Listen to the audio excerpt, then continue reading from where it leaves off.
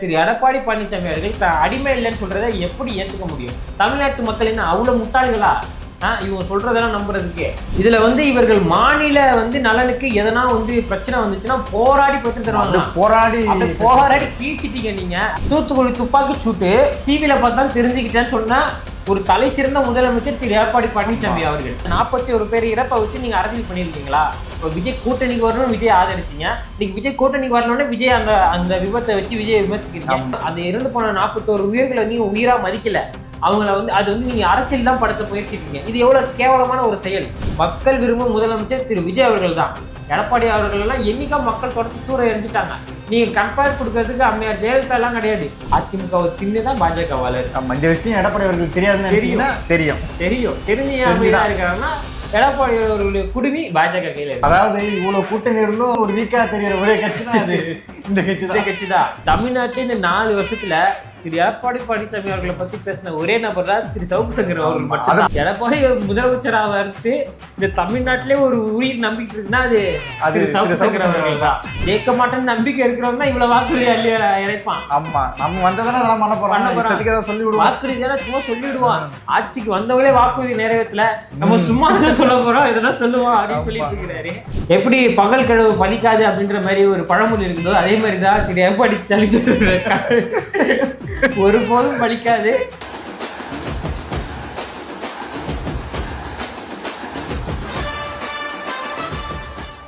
Piece நேயர்களுக்கு வணக்கம். இன்னைக்கு நம்ம யாரை பத்தி பார்க்க போறோம்னா திரு எடப்பாடி பழனிசாமி அவர்களை பத்தி பார்க்க போறோம். நேற்றுக்கு நடந்த மீட்டிங்ல தலைவர் விஜய் அவர்கள் திமுகவை தீய சக்தினும் அதிமுகவை ஊழல் சக்தின்னு சொல்லியிருக்கிறாரு. இதுக்கு முதல் முறையா இதுதான் தாவேக்காவை விமர்சிக்கிறதுன்னு நினைக்கிறேன். ஒரு ட்வீட் ஒன்று போட்டிருக்கிறாங்க. அந்த ட்வீட் ஃபுல்லாவே தாவேக்காவை விமர்சிக்கிறாங்க அதிமுக அவர்கள். அதாவது எடப்பாடி பழனிசாமி எப்படி ஆரம்பிக்கிறாருன்னா பனையூர் பண்ணையாறுல இருந்தே ஆரம்பிக்கிறாரு. அதாவது என்னன்னா இவர் ஊழல் ஒழிப்பாரு, ஊழல் கரைப்படையே விட மாட்டேன் அப்படின்னு சொன்னாரு. அதுக்கு இவர் என்ன சொன்னார்னா, நீங்களே ஊழல் பண்ணிட்டு தான் வந்திருக்கிறீங்க. நடிக்கும்போது 100 ரூபாய்க்கிற டிக்கெட்டை 2000 ரூபா 4000 ரூபா விற்கிறீங்க, பிளாக் டிக்கெட்ல வித்து ஊழல் பண்ணி தான் வந்தீங்கன்னு சொல்லிட்டு ஆரம்பிக்கிறாரு. இப்போ பிளாக்ல டிக்கெட் விட்டு விஜய் அவர்கள் ஊழல் செஞ்சாருன்னு சொல்றாங்க. முதல்ல பிளாக்ல டிக்கெட் விற்கிறது ஊழல் கிடையாது, சொல்றது கிரைம். ஒரு தடை செய்யப்பட்ட ஒரு செயல் தான் அப்படின்னு சொல்லணும். விஜய் படத்துக்கு தான் பிளாக்ல டிக்கெட் வைப்பாங்களா அப்படின்னு கேட்டா இல்ல. திரு கமலஹாசன் அவருடைய படத்துக்கு பிளாக்ல டிக்கெட் வைப்பாங்க, ரஜினிகாந்த் அவர்கள் படத்துக்கு டிக்கெட் வைப்பாங்க, அஜித் அவர்கள் படத்துல பிளாக்ல டிக்கெட் வைப்பாங்க, பெரிய உச்ச நடிகர் படத்துக்கு எல்லாத்துக்குமே பிளாக்ல டிக்கெட் வைப்பாங்க. அது பிளாக் டிக்கெட் இருக்கிறது விஜய் அவர்கள் விற்கல. பிளாக் டிக்கெட் சினிமா துறையில பிரபலமான நடிகர்கள் படம் ரிலீஸ் ஆகும்போது அந்த டிமாண்டை பொறுத்து அது ஒரு இல்லீகல் பிஸ்னஸா குற்றவாளிகளோ இல்லை காசு கஷ்டப்படுறவங்களோ இந்த குற்ற செயலில் ஈடுபடுவாங்க. ஓகேவா? இது ஊழல் கிடையாது. பதவிக்கு கமிஷன் வாங்கிட்டு வேலை கொடுக்கறது, அப்புறம் கமிஷன் வாங்கிட்டு நிறைய ப்ராஜெக்ட் அப்ரூவல் கொடுக்கறது, மக்கள் பணத்தை வாங்கிட்டு ஏமாத்துறது சொல்றது, இதை தான் ஊழல்னு சொல்லுவாங்க.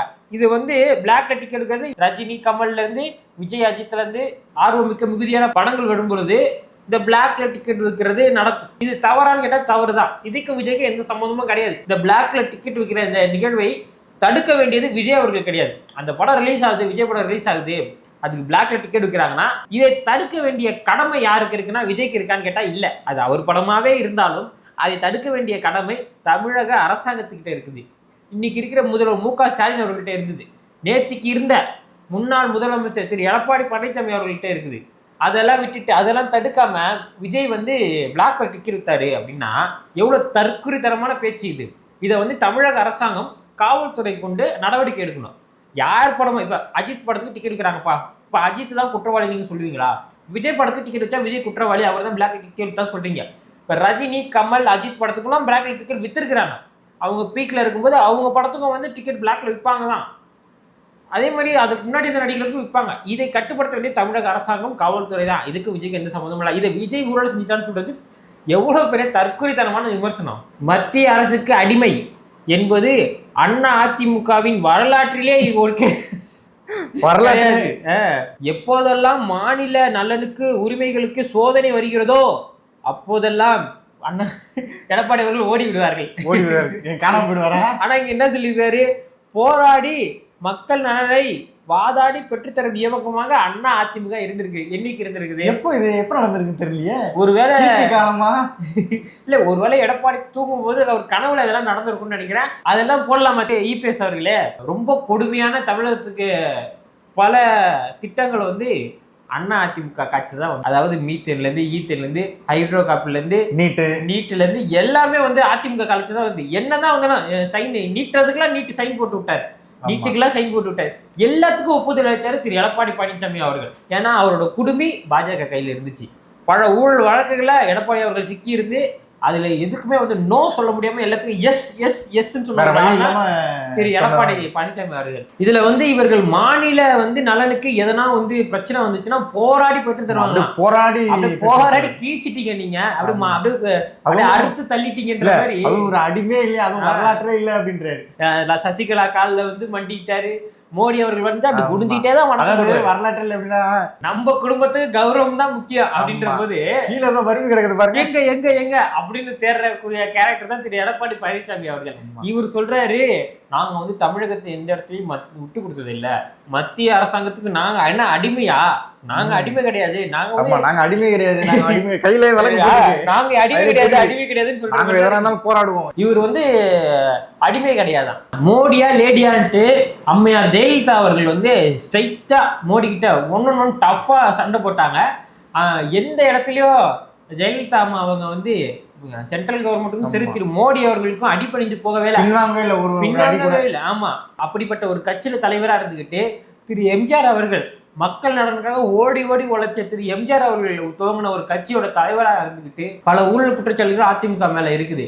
அது மட்டும் இல்லாம போன ஆட்சியில சென்ட்ரல் கவர்மெண்ட் நீட்டுற எல்லா திட்டத்துக்குமே சைன் போட்டு கொடுத்து ஒப்புதல் அளிச்சு திரு எடப்பாடி பழனிசாமி அவர்கள் அடிமை இல்லைன்னு சொல்றதை எப்படி ஏத்துக்க முடியும்? தமிழ்நாட்டு மக்கள் என்ன அவ்வளவு முட்டாள்களா?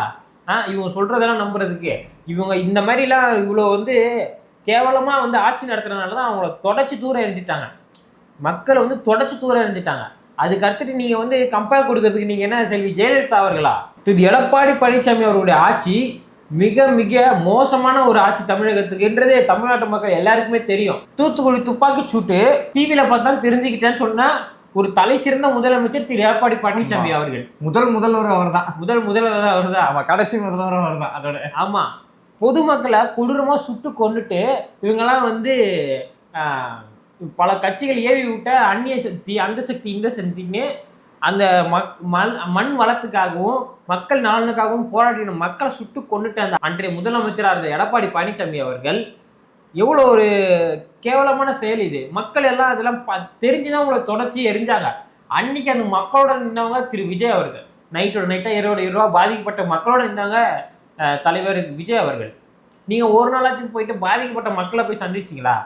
அதில் மக்கள் இன்னும் மறக்கல. அதோட படங்களை தான் இன்னைக்கு நீங்கள் தொடர்ச்சி எரிஞ்சு ஓரமாக உட்காந்துருக்கீங்க. ஆமாம், வேற வழி இல்லாத மாதிரி இப்போ போய் கூட்டத்தில் போய் செஞ்சுருக்கிறீங்க. ஆமாம், ஒன்றா ரெண்டா எத்தனை பெண்களை வந்து பொள்ளாச்சியில் வந்து அந்த ஒரு கேங்காக சேர்ந்து பெண்களை வந்து பாலியல் வன்கொடுமை செஞ்சாங்க. அதை வீடியோவாக எடுத்து தொடர்ந்து அந்த பெண்களை மிரட்டுறது ஒன்றா நின்றா பல ஆயிரம் வீடியோக்கள் பல பெண்களை வந்து பாலியல் வன்கொடுமை செஞ்சிருக்கிறாங்க. இது எல்லாமே வேடிக்கை பார்த்துட்டு இருந்தா தான் இவர் வந்து தைரியமா பேசிட்டு இருக்கிறாரு. அன்னைக்கு அவர் அந்த குற்றவாளிகளுக்கு என்ன உடனடியாக கடும் நடவடிக்கை எடுத்தாரா? அவரு கிளிச்சாரி கரூர் விபத்துல திரு எடப்பாடி பழனிசாமி அவர்கள் செஞ்சது எவ்வளவு கேவலமான விஷயம் பாருங்க. அன்னைக்கு அவர் விஜய் பக்கம் நின்னாரு, இன்னைக்கு விஜய் அவர்கள் அதிமுக விமர்சிக்கும் போது 1000 விமர்சனங்களை வைக்கலாம். இப்ப மட்டும் அந்த கரூர் விபத்துக்கு விஜய் காரணமா ஆயிட்டாரு பார்த்தீங்களா? என்னோட எதுக்கு அதிமுக விஜய் அவர்கள் விமர்சிச்சு சொன்னேன். இது எவ்வளவு ஒரு கேவலமான செயல் வந்து எல்லா நியூஸ்லயும் வந்து இந்த மாதிரி 41 பேருக்கு காரணம் வந்து விஜய் அவர்கள்னு சொல்லும் போது எடப்பாடி அவர்கள் வந்து விஜய் அவர்கள் காரணம் கிடையாது, இதுக்கு வந்து அரசாங்கம் தான் காரணம் பேசிட்டு இருந்தாரு. திடீர்னு மாறி இருக்காரு. அப்போ வந்து நீங்க அந்த இறப்பை வச்சு அந்த 41 பேர் இறப்பை வச்சு நீங்க அரசியல் பண்ணிருக்கீங்களா? இப்போ விஜய் கூட்டணிக்கு வரணும்னு விஜய் ஆதரிச்சிங்க, இன்னைக்கு விஜய் கூட்டணிக்கு வரணும்னு விஜய் அந்த விபத்தை வச்சு விஜய் விமர்சிக்கிறீங்க. அந்த இறந்து போன 41 உயிர்களை நீங்க உயிரா மதிக்கல. அவங்கள வந்து அது வந்து நீங்க அரசியல் தான் படுத்த முயற்சிட்டு. இது எவ்வளவு கேவலமான ஒரு செயல். ஒரு விமர்சனம் நீங்க எடுத்து வைக்கிறீங்க. இப்ப 8 கட்சியோட கூட்டணி போட்டிருக்கிறோம். நாங்க தான் வந்து இன்னைக்கு திமுகக்கு எதிரான ஒரு வலிமையான கூட்டணி. யாரு? இந்த கட்சியா? ஆமா. அதாவது இந்த 4 வருஷம் வரையும் இந்த கட்சிகள்லாம் எங்க போச்சு? இந்த 4 வருஷமா மக்களுக்கு என்னென்ன நலத்திட்டங்களை பண்ணலாம், அடுத்து இந்த ஆட்சியை எப்படி அகற்றலாம், கட்சியை எப்படியெல்லாம் மேம்படுத்தலாம்னு சொல்லிட்டு தாவேக்கா இந்த 4 ஆண்டுகளாக முழுக்க அரசியல் மயப்பட்டு வளர்ந்து கொண்டிருக்கிற ஒரு கட்சி. மக்கள் விரும்புகிற கட்சி, மக்கள் நம்புற கட்சி தாவேக்கா தான். ஏன்னா இவங்க 4 வருஷமா எல்லா அரசியலுமே எத்தனை மாநாடுகள், எத்தனை பிரச்சாரங்கள் அப்படின்னு சொல்லிட்டு கட்சியை ஆரம்பிச்சு கட்சியை கொஞ்சம் கொஞ்சமா வலிமைப்படுத்தி திமுகவுடைய ஊழலை, திமுகவுடைய ஆட்சியை கடுமையாக விமர்சித்து பல நெருக்கடிக்கு உள்ளாக்கப்பட்டு அரசியலை இந்த 4 ஆண்டுகளாக செஞ்ச ஒரே கட்சி தாவேக்கா தான். இவ்வளோ நாளாக அமைதியாக இருந்துட்டு இப்போ எலெக்ஷனுக்கு வந்தோடனே எல்லாரையும் விமர்சித்து ஒரு கூட்டணி போட்டால் ஜெயிச்சிடலாம். அதாவது எக்ஸாம் டைமில் 3 நாள் லாஸ்ட் 3 நாள் படித்தா பாஸ் ஆகிடலாம்னு நினைக்கிறவருக்கு ஒரு ஸ்டூடெண்ட் தான் திரு எடப்பாடி பழனிசாமி அவர்கள். இங்கே எல்லாம் ப்ரிப்பேர்டாக உட்காந்துருக்காரு திரு விஜய் அவர்கள். அவர் எல்லாத்துக்குமே ப்ரிப்பேர்டாக இருக்கிறாரு. ஏன்னா கிட்டத்தட்ட 4 வருஷங்களா தன்னுடைய சினிமா வாழ்க்கையை விட்டுட்டு அரசியலுக்காகவே முழுக்க முழுக்க சிந்திச்சு செயலாற்றிட்டு இருக்கிற திரு விஜய் அவர்கள் 2026 மக்கள் விரும்பும் முதலமைச்சர் திரு விஜய் அவர்கள் தான். எடப்பாடி அவர்கள் எல்லாம் என்னைக்கா மக்கள் தொடச்சி தூர எரிஞ்சிட்டாங்க. நீங்க கம்பேர் கொடுக்கறதுக்கு அம்மையார் ஜெயலலிதா எல்லாம் கிடையாது. அவங்களுக்கு அந்த வலிமை இருந்துச்சு, அவங்களுக்கு அந்த தைரியம் இருந்துச்சு, அந்த ஆற்றல் இருந்துச்சு. திரு எடப்பாடி பழனிசாமி அவர்கள் ஜெயலலிதா அவர்களும் எம்ஜிஆர் அவர்கள் வளர்த்து விட்ட வலிமைமிக்க ஒரு கட்சியை வச்சுக்கிட்டே அவரால் ஒன்றும் பண்ண முடியல. இதுல இவர் வந்து கம்பேக் பட்டு என்ன பண்ணிட போறாருன்னு தெரியல. ஸ்டார்டிங்லேயே சொல்லியாச்சு. அதாவது டிவிகேக்கும் டிஎம்கேக்கும் போட்டின்னு சொல்லும் போதே இவர் விமர்சனம் பண்ணிட்டு தான் இருந்தாங்க. ஆமா, ஏன்னா நீ அந்த லிஸ்ட்ல கூட வரல, அது ஒரு விமர்சனம் தானே. வேடிக்கை பார்க்கறவங்களாம் விமர்சிக்கிறதுக்கு நாங்க ஆள் கிடையாதுன்னு சொல்லிட்டு போயிட்டாரு. இவர் வந்து கூட்டணி அமைச்சரா நாங்க பெரிய வலிமை மிக்க கட்சி அப்படின்னா யார் யார் கூட்டணி? ஒரே ஒரு தொகுதி டிடிவி தினகரன். பாஜக என்னைக்குமே பாஜக தமிழகத்துல கால் ஊன்றவே முடியாது. மக்கள் தெளிவா இருக்கிறாங்க. அது பாஜகவோட ஒரு கூட்டணி. அது கூட்டணி எதுக்கு வச்சுக்கிறாங்கன்னா பாஜக ஹெல்ப் பண்றதுக்கு. ஆமா, பாஜக அதிமுக ஹெல்ப் பண்ணல, அதிமுக தான் பாஜக ஹெல்ப் பண்றாங்க. என்ன ஹெல்ப்னா இங்க கொஞ்சம் கொஞ்சமா அதிமுகவோட வலிமை குறைய பாஜகவோட வலிமை அதிகமாகுது. என்னடா அப்படின்னு பார்த்தா அதிமுகவை தின்னுதான் பாஜக வளருது. இந்த விஷயம் எடப்பாடி அவர்களுக்கு தெரியாதுன்னு தெரிஞ்சு ஏன் அமைதியா இருக்கிறாங்கன்னா எடப்பாடி அவர்களுடைய குடுமி பாஜக கையில இருக்கு. பல ஊழல் குற்றச்சாட்டுல அவர் மாட்டின்னு இருக்காரு. ஆனா அவர் வந்து அவர் வரலாற்றே இல்லை, அவர் அடிமையா. ஆமா, அதை நாங்க நம்பணும். அன்புமதி ராமதாஸ் அவர்கள் இந்த அப்பா மகன் சண்டை ஒரு கட்சி. முதல்ல நீங்க அவங்க சண்டையை முடிச்சுட்டாங்க, அதுக்கப்புறம் நீங்க திமுகவோடயோ இல்ல தாவேக்காவோடயோ சண்டை போட்டு வீட்டு பிரச்சனை முடிச்சுதான் நாட்டு பிரச்சனை. ஆமா, முதல்ல வீட்டு பிரச்சனை விடுங்க, அதுக்கப்புறம் நாட்டு பிரச்சனைக்கு நீங்க வாங்க. இந்த கட்சிகளை கொண்டு தமிழக வெற்றி கழகத்தை வீழ்த்திடலாம்னு நினைக்கிறது முட்டாள்தனம். அதாவது இவ்வளவு கூட்டணி இருந்தும் ஒரு வீக்கா தெரியற ஒரே கட்சி தான் அது. இந்த கட்சி தான். எப்படியாவது தாவேக்காவனோட தொண்டர்களை வந்து கூட்டிட்டு வந்துடணும் அதிமுகன்னு சொல்லிட்டு ஒருத்தர் கஷ்டப்பட்டு போராடிட்டு இருக்காரு. ஆமா, இவர் என்னன்னா அதுலயும் மண்ணலி போட்டாரு. அது ஒரு கேவலமான ஒரு சவுக்கு சங்கர் பண்றது. சவுக்கு சங்கரோட கேவலமான ஒரு அரசியல் விமர்சனத்தை இந்த இந்தியா இல்ல உலகத்திலே பார்க்க முடியாது. ஆமா, இல்ல ஆனா அவரு படுற கஷ்டப்பட இவரு கஷ்டப்பட்டாரு. அவ்வளவு கஷ்டப்பட்டு இவரோட பிரச்சாரத்துல தாவேக்கா கொடி வர அளவுக்கு கஷ்டப்பட்டாரு. இவருக்கு அதுக்கு சம்பந்தம் கிடையாது. தமிழ்நாட்டிலே இந்த 4 வருஷத்துல திரு எடப்பாடி பழனிசாமி அவர்களை பத்தி பேசின ஒரே நபர் தான் திரு சவுக்கு சங்கர் அவர்கள் மட்டும். அதை பத்தி தான் நான் ஊரே பேசிச்சே தவிர எடப்பாடியை பத்தி பேசல. எடப்பாடி முதலமைச்சர் ஆகிட்டு இந்த தமிழ்நாட்டிலே ஒரு உயிர் நம்பிக்கிட்டு இருக்குன்னா அது திரு சவுக்கு சங்கர் அவர்கள் தான். ஒரு கட்சியை எதிர்க்கணும்னா நேரடியா எதிர்க்கலாம், இல்ல மறைமுகமா எதிர்க்கலாம். ஆனா சோத்துல வச வைக்கிற கதையா ஆதரிச்சு அவங்களை வந்து அப்படியே மைண்ட் வாஷ் பண்ணி அப்படியே ஏடிஎம்கே கூட்டிட்டு போலான்னு நினைக்கிறதுல எவ்வளவு கேவலமான தனம். இதற்கு காசை கொடுத்து ஒரு யூடியூபரை வச்சிருக்காரு, சோறு போட்டு ஒரு யூடியூபரை வச்சிருக்கிறாரு. அவரை மாதிரி ஒரு கேவலமான யூடியூபரை யூடியூப் வரலாற்றே பார்க்க முடியாது.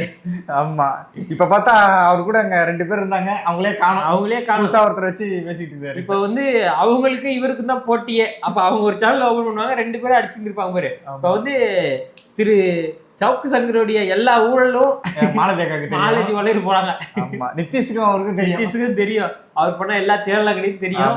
இனிமே பாருங்க சவுக்கு சங்கருக்கும் மாலதிக்கும் தான் போட்டியே. ஆனா எடப்பாடி பழனிசாமி அவர்களுக்கு எவ்வளவு கான்பிடன்ஸ் பாரு. அப்போ அந்த அளவுக்கு கான்பிடன்ஸ் என்ன விஷயம்? அந்த அளவுக்கு கான்பிடன்ஸா தோத்துருன்னு நினைச்சிட்டு இருக்கிறாரு. வாக்குறுதியா அள்ளி இழைக்கிறாரு.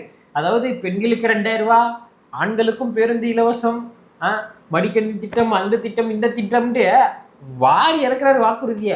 ஜெயிக்க மாட்டேன்னு நம்பிக்கை இருக்கிறவங்க தான் இவ்வளவு வாக்குறுதி அள்ளி இறைப்பான். ஆமா, நம்ம வந்ததானே அதெல்லாம் பண்ண போறோம். சொல்லி விடுவோம், வாக்குறுதி சும்மா சொல்லி விடுவான். ஆட்சிக்கு வந்தவங்களே நிறைய வாக்கு தான் உறுதி கிடையாது, வாக்கு தானே கொடுப்போம். ஆட்சிக்கு வந்தவங்களே வாக்குறுதி நிறைவேற்றல, நம்ம சும்மா சொல்ல போறோம், இதெல்லாம் சொல்லுவோம் அப்படின்னு சொல்லிட்டு இருக்கிறாரு. எப்படி பகல் கனவு பலிக்காது அப்படின்ற மாதிரி ஒரு பழமொழி இருக்குதோ அதே மாதிரிதான் திரு எடப்பாடி ஒருபோதும் பலிக்காது என்று சொல்லிக்கிட்டு ஏடிஎம்கே அதாவது அதிமுக தாவேக்காவை எதிர்க்கிறதுக்கு தயாராக இருந்தால் நீங்கள் முதலில் தாண்ட வேண்டியது விர்ச்சுவல் வாரியர்ஸ் என்று சொல்லிக்கிட்டு இந்த வீடியோ இதோட முடிச்சுக்கிறோம். வீடியோ நிறைய பேர் பார்க்குறீங்க, உங்களோட கமெண்ட்ஸ்லாம் சொல்றீங்க, ஆனா எல்லாரும் சப்ஸ்கிரைப் பண்ண மறந்துடுறீங்க. இப்போ நாங்கள் எதிர்க்கிறதுலாம் பணபலம் மிக்க பதவி பலம் மிக்க ஒரு நபர்கள் அப்படின்ற பொழுது நாங்கள் எந்த சப்போர்ட்டுமே இல்லாமல் தைரியமாக பேசுகிறோம்னா யாருக்காகனா பொதுமக்களுக்காகவும் உங்களுக்காக பார்க்குற நேர்களான உங்களுக்காகவும் தான். நீங்கள் எங்களுக்கு கொடுக்க வேண்டிய அதிகபட்ச சப்போர்ட்டு உங்களுடைய ஒரு சப்ஸ்கிரைபர். நீங்கள் பல விஷயங்களை மறந்துடுறீங்க, அதனால தான் பல பிரச்சனைகள் தமிழகத்துக்கு வருது. இந்த அதிமுக பண்ணுற தப்பு, திமுக பண்ணுற தப்பெல்லாம் மறந்துடுறீங்க. அதே போல் வீடியோவை பார்த்துட்டு சப்ஸ்கிரைப் பண்ணுறதையும் மறந்துடுங்க. மறக்காமல் சப்ஸ்கிரைப் பண்ணிவிடுங்க. நம்ம இன்னும் பல விஷயங்களை ஞாபகப்படுத்தினா தான் நல்ல ஆட்சியை கொண்டு வர முடியும்னு சொல்லிட்டு இந்த வீடியோ இதோட முடிச்சுக்கிறோம். மறக்காம கருத்தெல்லாம் கமெண்ட் பாக்ஸில் சொல்லிடுங்க, சப்ஸ்கிரைப் பண்ணிடுங்க மறக்காம. நன்றி, வணக்கம்.